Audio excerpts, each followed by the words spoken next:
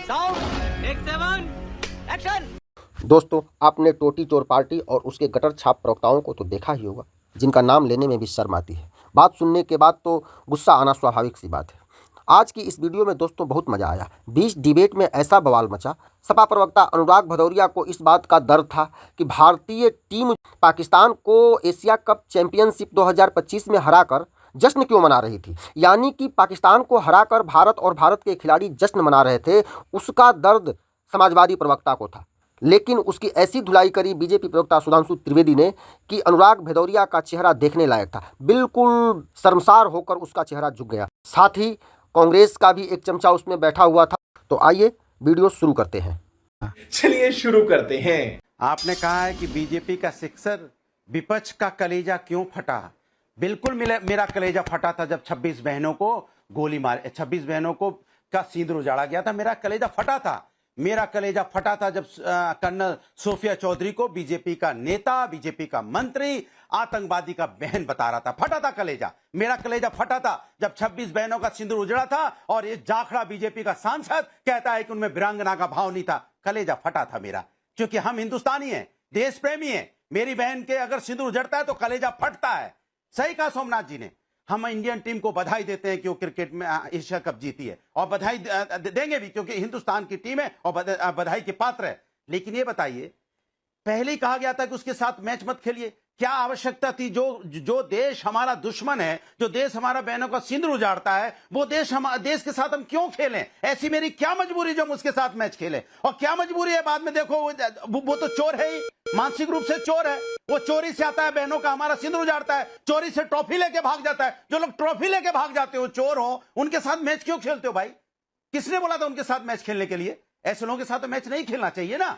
अरे देखिए, एक चीज मान के चलिए, राष्ट्र से अगर प्यार तो करोगे फिर ना, नहीं अनुराग भदौरिया जी, बात तो फिर यासीन मलिक और याकूब मेमन से भी नहीं होनी चाहिए थी। लेकिन इनके लिए तो कोर्ट गए थे ना आप, याकूब मेमन के लिए। यासीन मलिक को तो दिल्ली बुलाया जाता था, वार्ता करनी थी। तो नहीं तो उनके बारे में आप कुछ नहीं कहेंगे?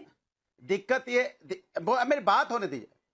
नहीं हम कहेंगे, सुनिए ना, आप बोलने दीजिए ना देवी जी, हम लोग को बोलने दीजिए। सुधांशु जी को कृपया आप खुली छूट दे देती हैं तो लोकतंत्र यहां भी निभाइए, पत्रकारिता का धर्म निभाइए। विपक्ष बोल रहा है, उसको ज्यादा मौका दीजिए। मुझे अपने सारे धर्म पता है। मैंने आपको 90 सेकंड बोलने दिया और फिर सवाल पूछा। लेकिन आप हैं जिनको हमेशा वोट चोरी, ट्रॉफी चोरी, समय चोरी याद रहता है। अरे बोलने दीजिए। अच्छा बोलने दीजिए ना। मैंने आपसे क्या बोला? मैंने आपसे बोला जो राष्ट्रभक्त होंगे, जो राष्ट्र की बात करेंगे, उनको बहन की चिंता होगी, क्योंकि बहन हिंदुस्तानी है। हम सुधांशु जी की तरह 1975, 70, 89 में वो पुरानी सही कहा मेरे साथी ने, कांग्रेस ने सब कुछ अच्छा किया होता तो आपको मौका क्यों मिलता? आप रोते रहते हो हमेशा, कांग्रेस ने ये किया, कांग्रेस ने वो किया, कांग्रेस ने। अरे कांग्रेस ने सब कुछ ठीक किया होता 2014 में, आपको क्यों लाते? क्यों आपको सत्ता बैठाते? आपने बहुत सारे सवाल खड़े कर दिए। सुधांशु जी जवाब दीजिए। सुधांशु जी जवाब दीजिए। फेरिस्त है एक सवालों की। अरे अभी बात ही नहीं पूरी हुई। आप सुधांशु, अरे बात पूरी। भैया आपको तो मैं 3 घंटे का फिल्म बना लूं ना, तो आपकी बात पूरी ना होगी।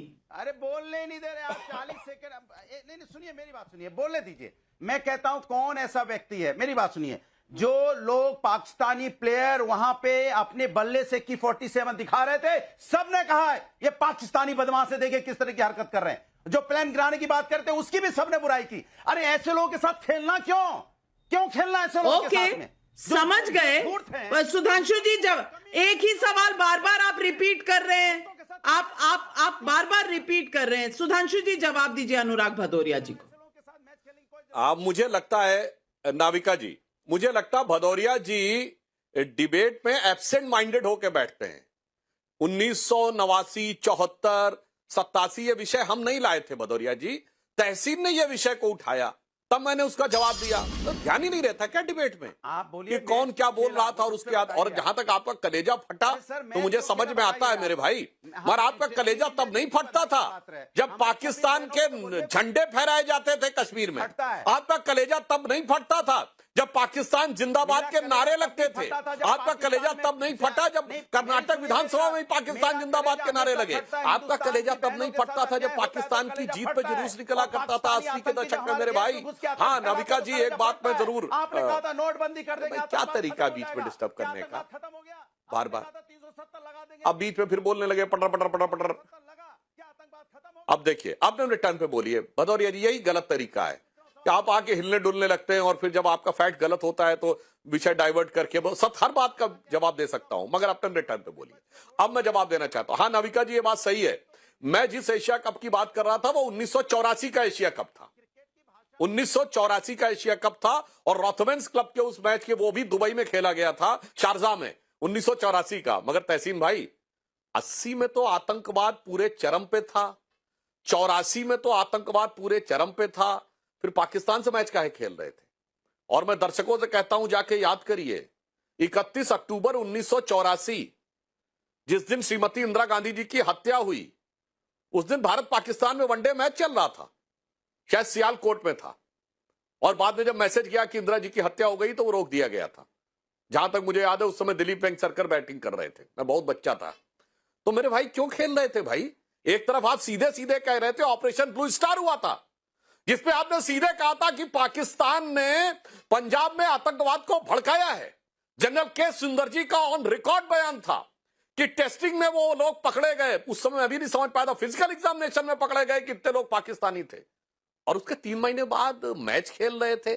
मैं ये नहीं कह रहा हूं, और मैं सोमनाथ भारती जी से भी कहना चाहता हूं, हम जस्टिफाई करने की बात नहीं कर रहे, हम तो कह रहे हैं आप तो डिप्लोमेटिकली मैच खेलते थे, आप तो मिलजुल कर मैच खेलते थे, आप तो शांति के कबूतर उड़ाते थे, पाकिस्तान को कवर फायर देते थे। इससे ज्यादा और क्या हो सकता है? वो सारी बातें छोड़िए।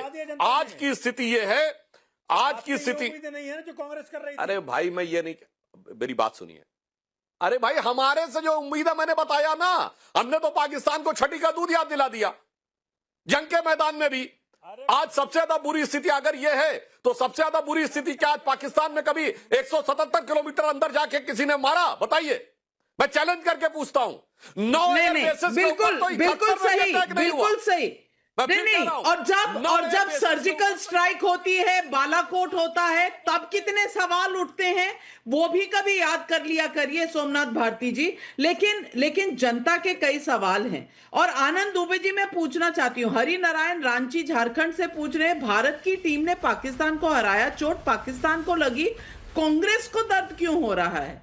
अतुल कुमार सोनी बिलासपुर छत्तीसगढ़ से पूछ रहे हैं, कांग्रेस नेताओं और प्रवक्ताओं के मुंह से पाकिस्तानी खिलाड़ियों द्वारा की गई शर्मनाक हरकत की आलोचना क्यों नहीं हो रही? प्रकाश देसाई अहमदाबाद से पूछ रहे हैं, राहुल गांधी बोलते तो कहते भारत की टीम ने रन चोरी कर मैच जीता है, उसके सारे सबूत मेरे पास है। मैच के कमेंटेटर बोल रहे थे 1 रन चुरा लिया, 2 रन चुरा लिए, ये भी राहुल गांधी कहने लगते। अब आनंद दुबे जी, ये किस तरह की मानसिकता है? आपकी पार्टी तो कह रही है कि बीसीसीआई का मैच था, आपको इंडियन टीम को इंडियन टीम कहना दर्द लगता है, मुश्किल लगता है। भारत की टीम को टीम इंडिया कहना आपके लिए तकलीफ देह है?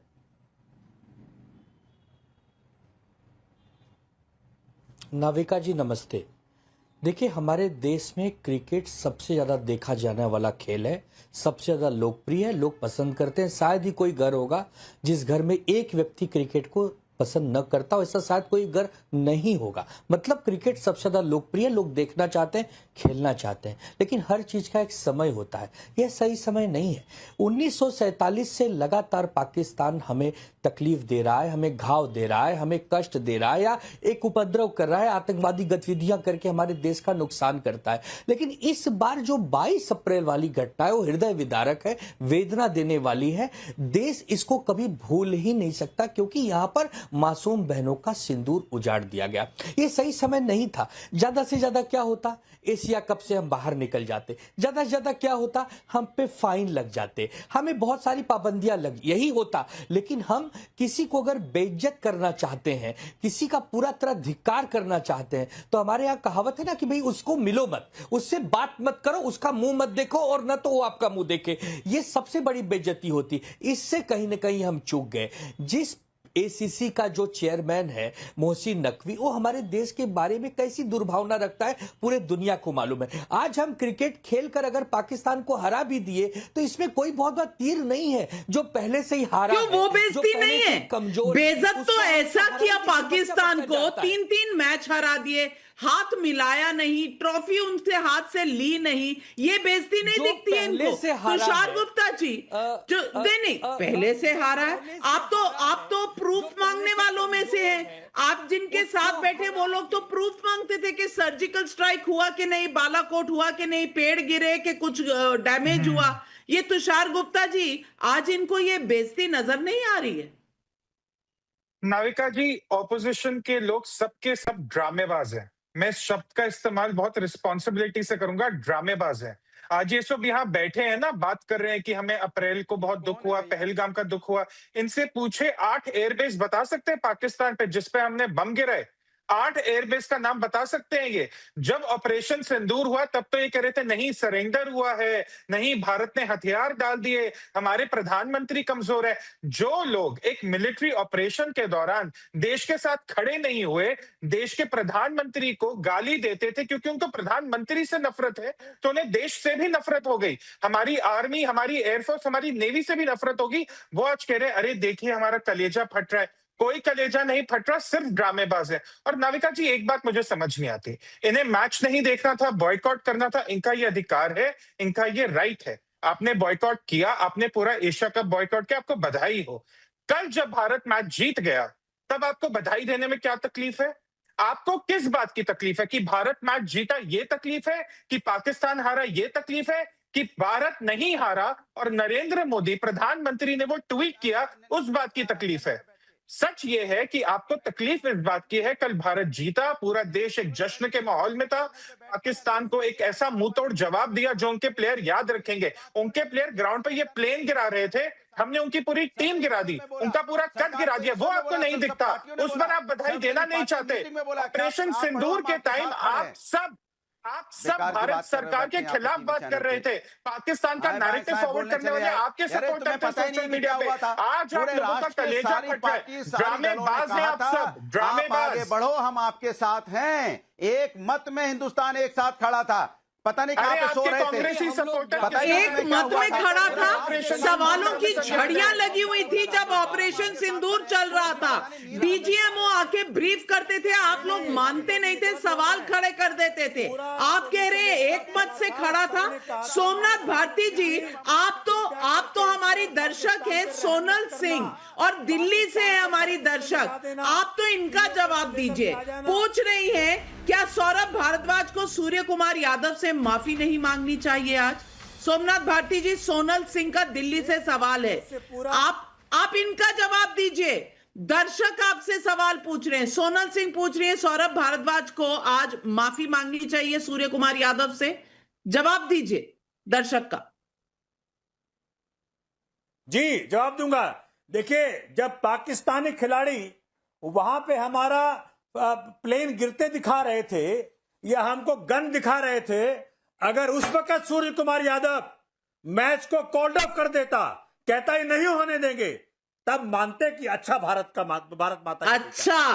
अच्छा तो गोल पोस्ट चेंज हो गया, गोल पोस्ट चेंज हो गया, सुधांशु जी गोल पोस्ट चेंज हो गया और मैच चलते रहा। नहीं। तो वीडियो कैसी लगी कमेंट करके जरूर बताएं। तो मिलते हैं नेक्स्ट वीडियो में, तब तक के लिए नमस्कार, जय हिंद।